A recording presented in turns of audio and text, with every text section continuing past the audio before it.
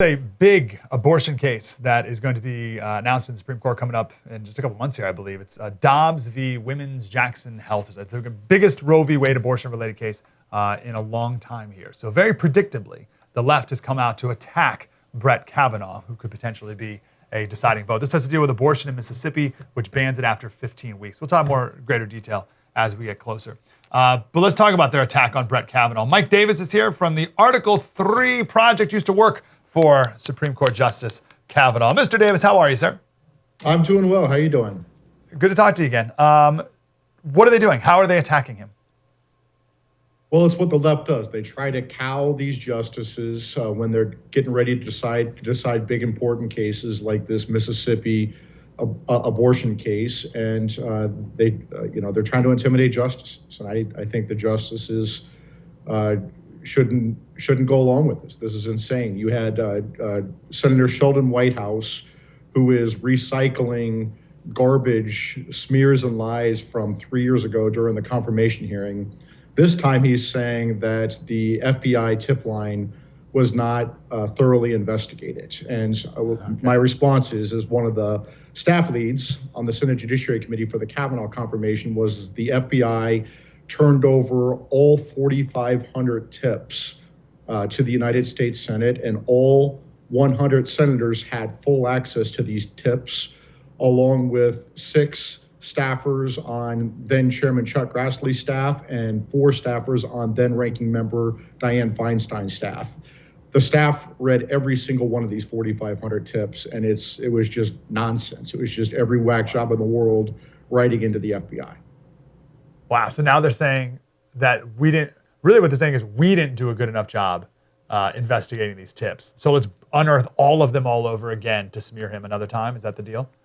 Well, no, actually, Sheldon Whitehouse is saying that the FBI didn't do a good enough job. Sure. They didn't investigate all 4,500 of these tips, like the aliens crashing into my house and told me about Brett Kavanaugh. Of course, the FBI didn't investigate those. But I would say to Senator Whitehouse, Sheldon Whitehouse, if he can take a moment from his all-white beach club to get the facts, he had the opportunity to flag any of these tips. If any of these tips caught his attention, or if any of these tips caught any of the other 99 senators' attention, or if any of these tips caught 10 of the staff members, 6 Republican, 4 Democrat staff members' attention, they could have flagged any of those tips for follow-up by the FBI. Amazing. And they'll get away with this trick because the media, of course, will fall for it completely. The question is, will Brett Kavanaugh fall for it? Do you think Brett Kavanaugh, and maybe even if this doesn't get him, will he, will he be the guy who's like, the left, these feminists, they think I hate women. This is my chance to prove that I don't. So I'm going to rule, right, essentially in favor of Roe v. Wade, in favor of abortion rights, because just to prove that I'm not really a woman hater. Is he that kind of guy? No, I don't think I don't think any Supreme Court justice is that shallow and stupid. So no. If you look at this case, they don't even have to decide. I know Mississippi's saying that the court should overturn Roe versus Wade. The court doesn't even need to overturn Roe versus Wade. The court just needs to look at Casey and determine whether this is whether a 15-week abortion ban is an undue burden on abortion. And you have to think about the difference between when Casey was decided decades ago versus now. At 15 weeks, most women have access to the morning after pill, right? They can take care of their abortion before 15 weeks. It's no longer an undue burden for the vast majority of women in this country to get an abortion by 15 weeks.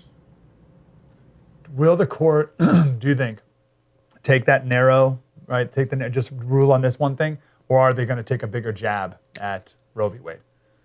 I would be very surprised if the court overturns Roe versus Wade, and it's just because of the makeup of the court. You have 3 justices, Justice Thomas, Justice Alito, and Justice Gorsuch, my former boss, who take more of a categorical approach to the law. You have the justices like Chief Justice Roberts, Justice Kavanaugh, and to be determined, but maybe Justice Amy Coney Barrett, who take more of an incremental approach to the law. So we'll see. I would be surprised if the court overturns Roe versus Wade. But I do think the court will uphold this 15-week abortion ban under Casey. Well, at the very least, let's hope Kavanaugh and the others aren't intimidated by these pathetic attempts to intimidate. Wow, that was deep and insightful. I want more of that. Like, subscribe, get more.